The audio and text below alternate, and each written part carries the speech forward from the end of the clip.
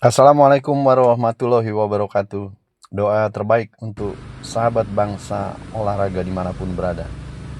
Update informasi perihal laga derby Jawa Timur bukan soal 3 poin, tapi rivalitas panjang dan syarat tekanan. Serta duel peringkat ke-8 dan ke-9, siapa yang siap naik peringkat. Derby Jatim antara Persebaya Surabaya Arema FC akan tersaji pada Sabtu 22 November 2025 di Stadion Gelora Bung Tomo, di mana Persebaya Surabaya akan menjadi tuan rumah. Laga ini bukan hanya soal 3 poin, tapi juga pertarungan harga diri, tekanan pelatih, dan absennya pemain kunci dari kedua kubu. Persebaya Surabaya dipastikan harus kehilangan Francisco Rivera, playmaker andalan yang mendapat kartu merah saat laga kontra Persi Kediri, dan Leo Lelis. Rivera selama ini menjadi motor kreativitas baju hijau dan absennya jelas menjadi kehilangan besar. Pelatih Eduardo Perez harus memutar otak untuk kembali menambal lubang di lini tengah.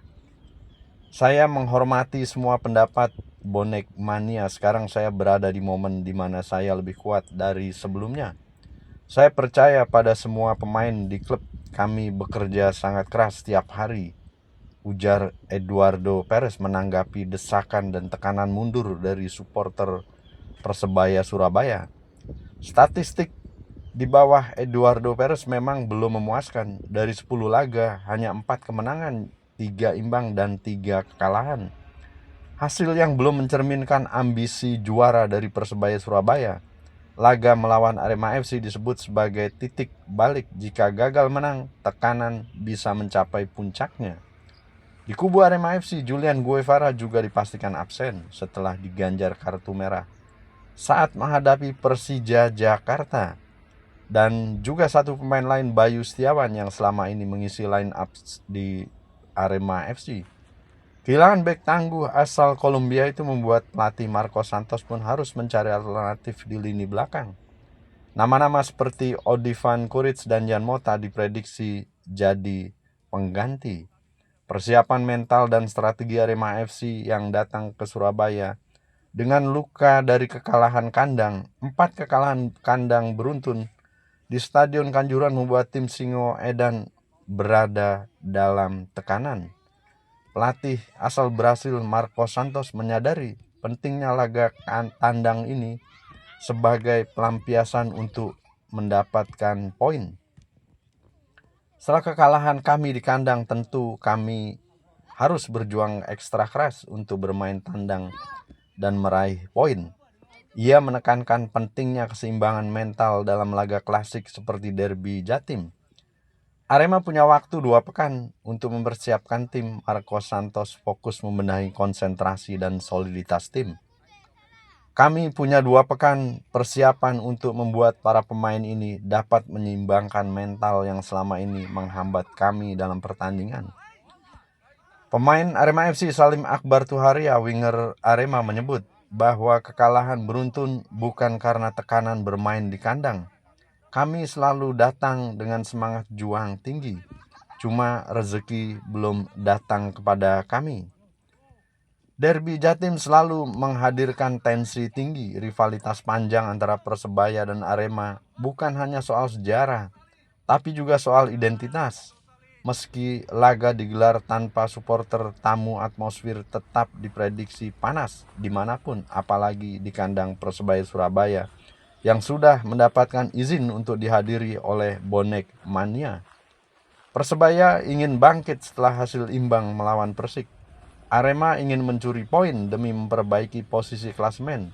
Kedua tim punya misi penting, menang demi harga diri dan masa depan pelatih. Eduardo Perez menyebut laga ini sebagai ujian mental dan strategi. Tugas saya adalah memberikan yang terbaik untuk klub ini setiap hari. Kami berlatih keras demi mengusung kemenangan bagi Persebaya Surabaya dan juga tentunya mengejar mimpi kami untuk menjadi juara Super League 2025-2026. Jalan itu memang masih terjal dan sangat panjang. Arema FC juga tak ingin pulang dengan tangan kosong. Marco Santos menjanjikan perlawanan sengit. Tentu kami akan berusaha ekstra keras untuk menampilkan permainan terbaik dan dapat merebut poin sebagai pengganti poin kami yang hilang di kandang. Selama 4 pertandingan kami kehilangan poin dan kami menyadari dan sangat tahu bahwa derby Jatim ini tidak mudah bagi Arema FC, namun kami akan memberikan segalanya untuk meraih poin di kandang lawan tersebut.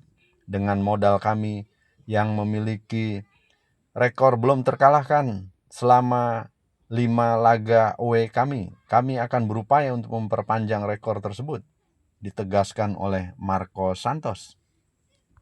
Selain soal rivalitas, posisi klasemen kedua tim juga jadi sorotan. Siapa yang akan lebih siap naik tangga klasemen atau naik peringkat? Persebaya Surabaya berada di peringkat ke-8 dengan poin 15, hasil dari 10 pertandingan.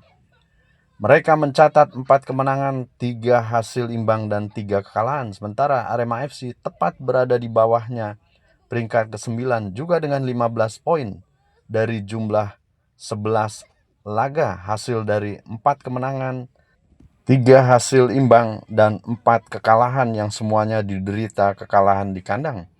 Selisih gol Persebaya plus 4 sedikit lebih baik dibanding Arema FC yang plus 1. Ini menunjukkan bahwa Bajul Ijo lebih tajam dalam menyerang dan sedikit solid dalam bertahan. Namun tren 5 laga terakhir menunjukkan bahwa Persebaya belum sepenuhnya konsisten.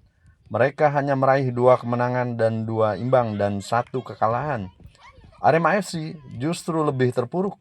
Dalam 5 laga terakhir mereka menelan 3 kekalahan, termasuk saat bermain di kandang sendiri. Stadion Kanjuruhan yang dulu dikenal angker kini justru menjadi tempat yang menyulitkan bagi dirinya sendiri, bagi Singoedan. Kami selalu bermain dengan motivasi tinggi dan ingin menang, tapi kami belum bisa meraih kemenangan di kandang, ujar Salim Tuharia menegaskan. Pelatih Arema FC Marco Santos juga menyampaikan permintaan maaf kepada Aremania. Saya cukup kecewa karena belum dapat memberikan kemenangan untuk Aremania yang hadir di sini maupun yang melihat melalui tontonan televisi. Kita akan lihat pertandingan yang diprediksi akan berjalan sengit dan panas ini dari kedua tim Jawa Timur tersebut yang merupakan derby klasik. Seraya berharap pertandingan bisa berjalan lancar dan menarik untuk dinikmati. Begitu kiranya 2 informasi perihal siapa tim yang akan siap untuk naik peringkat dan juga rivalitas 2 tim Jawa Timur dalam derby Super League 2025-2026. Dan tak lupa kami mengucapkan terima kasih yang sebesar-besarnya kepada seluruh teman-teman subscriber yang telah dengan ikhlas menyaksikan video-video kami dan juga yang baru bergabung di channel kami.